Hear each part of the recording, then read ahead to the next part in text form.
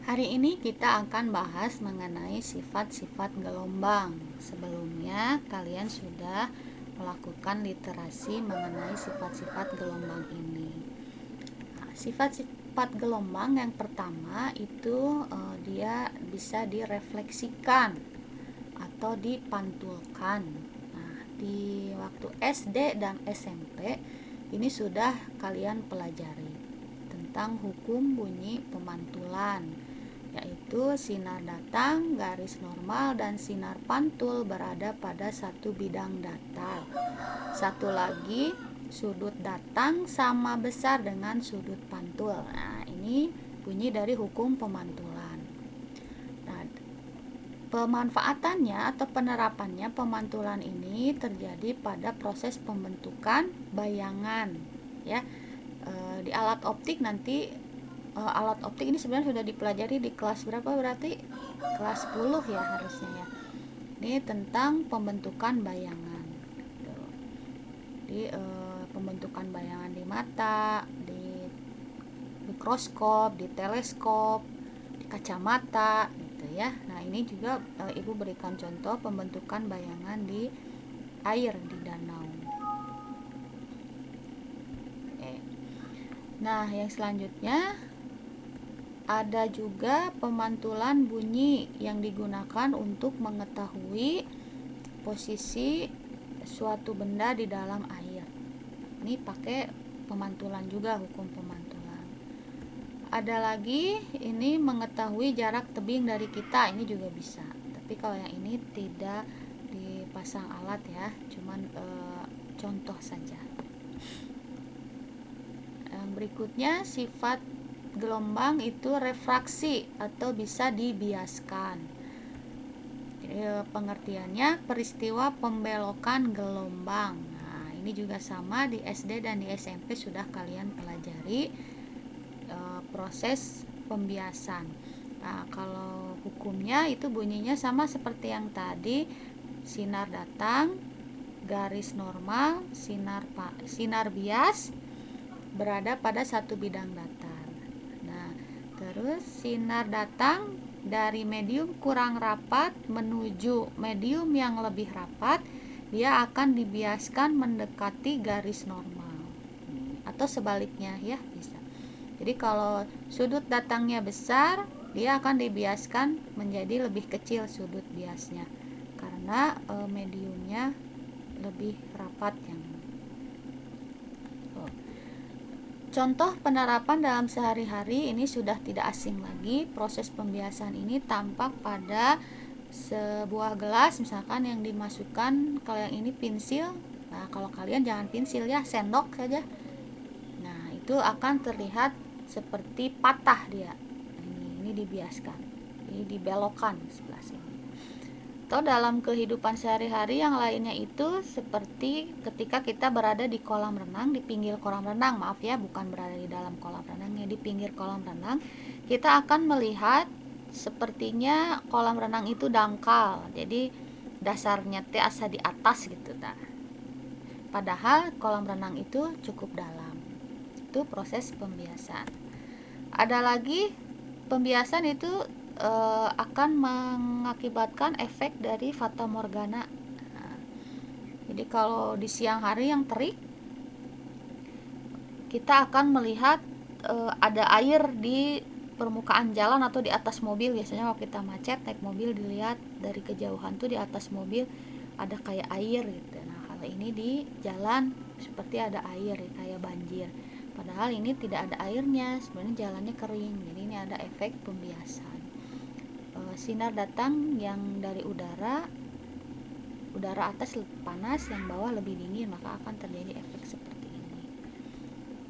Yang berikutnya sifat difraksi atau pelenturan, yaitu pembelokan gelombang yang disebabkan oleh adanya penghalang berupa celah sempit. Nah, seperti ini. Ini ada gelombang, ini ada celah sempit, maka gelombangnya akan berubah bentuk. Ini lebih ini ya. Nah, ini contoh dari kehidupan sehari-harinya. Ini misalkan di sini ada danau, di sini ada muara kecil, maka bentuk gelombangnya akan berbeda. Yang ini lebih tenang, yang ini lebih ini besar. Contoh lainnya ini ada hologram ya. Jadi hologram itu prosesnya difraksi juga pembentukannya. Di cahaya yang disinarkan ke dalam bentuk kotak-kotak, ke lubang-lubang kecil yang dibentuk seperti yang kita inginkan ini, bangunan-bangunan. Setelah sinarnya di-on-kan, maka akan timbul gambar yang indah sesuai dengan posisi lubang-lubang yang kita siapkan. Itu hologram. Ada lagi ini juga sama prosesnya difraksi, sifatnya sinar matahari di atas menyinari ke segala arah, tertutup awan. Nah, ini melalui celah sempit ya, indah. Nah, yang berikutnya interferensi atau penggabungan. Interferensi itu peristiwa perpaduan dua atau lebih gelombang di suatu titik pada suatu medium. Nah, ini contohnya. Misalnya ini ada gelombang besar melalui dua celah sempit, maka ini ada timbul difraksi, yang ini juga berdifraksi, sehingga akan timbul perpaduan, digabung. Nah, ini contoh garis-garisnya. Kalau yang ini contoh dari gambar sinar-sinarnya. Pada titik tertentu kita akan mendapatkan garis terang gelap nih, ada yang gelapnya, ada yang terangnya. Nah, ini proses interferensi, hasil penggabungan dua gelombang pada dua celah ya. Jadi kelihatan terang gelap.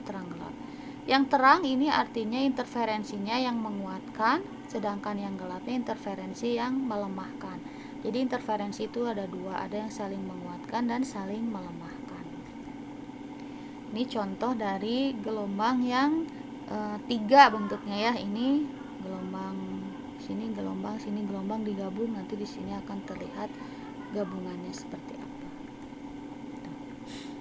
Atau contoh interferensi juga terlihat pada cahaya yang dipantulkan oleh CD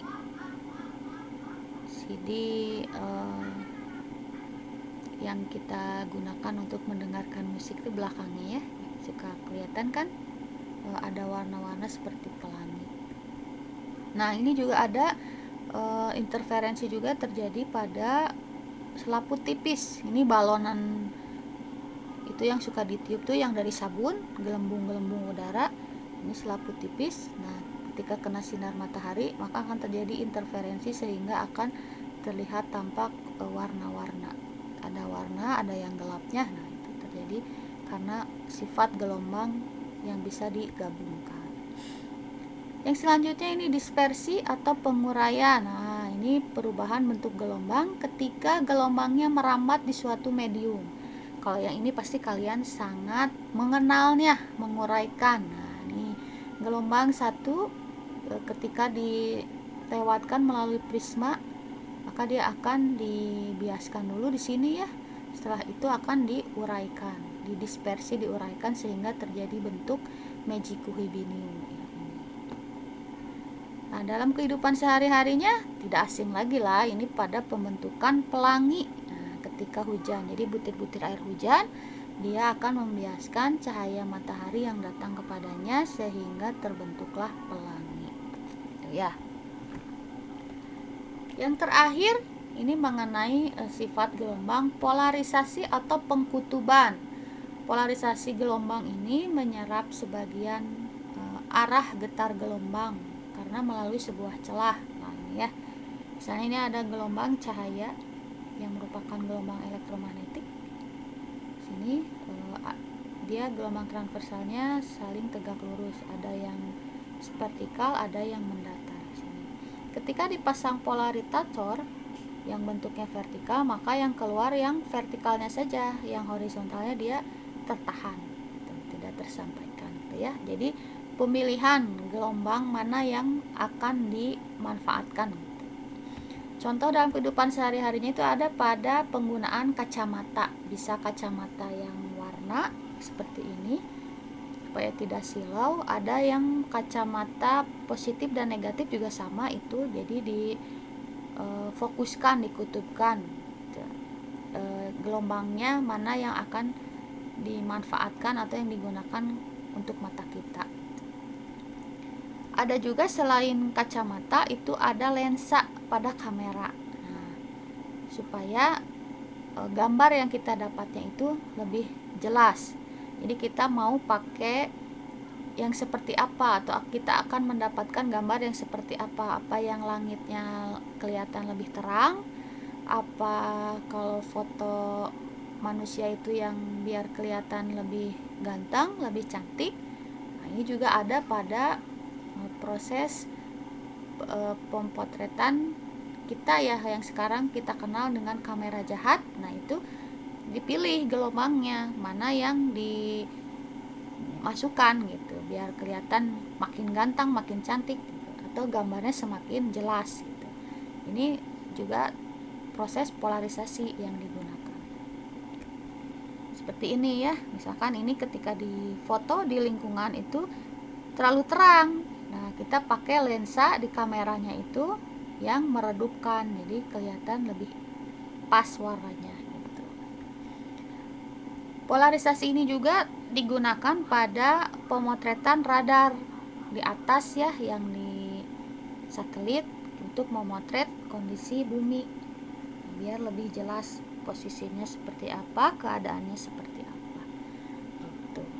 Itulah sifat-sifat dari gelombang ya. Ada berapa tadi ya? Ada difraksi, refleksi, dispersi, interferensi, polarisasi. Nah, sekarang ini Ibu ada satu tugas yang ingin Ibu ketahui dari kalian. Di sini Ibu punya gambar Gunung Anak Rakatau. Nah, Gunung Anak Rakatau itu salah satu gunung yang sangat aktif di Indonesia. Nah, Ibu ingin kalian buatkan suatu tulisan di mana kalian bisa menghubungkan antara Gunung Krakatau ini dengan gelombang yang sedang kita pelajari. Ya, silahkan, selamat berliterasi, selamat menyimpulkan. Ibu tunggu tugas kalian.